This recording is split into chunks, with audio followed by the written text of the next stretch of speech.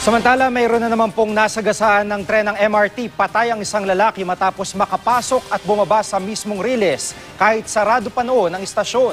Nakatutok si Marisol Abduraman. Tirik ng araw kanina, pero wala pa ring biyahe ang MRT Line 3 sa magkabilang lane ng Shaw Boulevard Station hanggang Taft Station. Hindi kasi madaanan ang bahagi ng riles sa pagitan ng Magallanes at Taft Station dahil may lalaki na sagasaan ng tren dakong alas 5 na madaling araw, umpisa ng operasyon ng MRT. May mga nakuhang gamit sa biktima pero hindi pa tiyak kung kanya nga ang mga ito kaya hindi pa siya makilala. Palaisipan kung paano nakapasok at nakababa pa sa riles ang lalaki.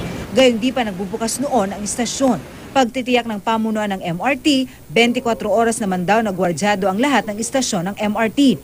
Meron kaming ginagawang internal investigation upang makita kung saang area pumasok. Malapit sa Magallanes flyover.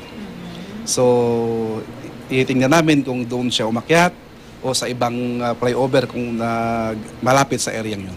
Ayon pa sa MRT, dati na rin lang tinaasan ng mga bakod para hindi basta-basta mapasok sa istasyon. Dahil sa insidente, muling pag-aaralan ngayon kung saang mga istasyon magtataas pa ng mga bakod. Maglalagay ng mga additional intrusion detection system para lalong mapaganda yung ating operation.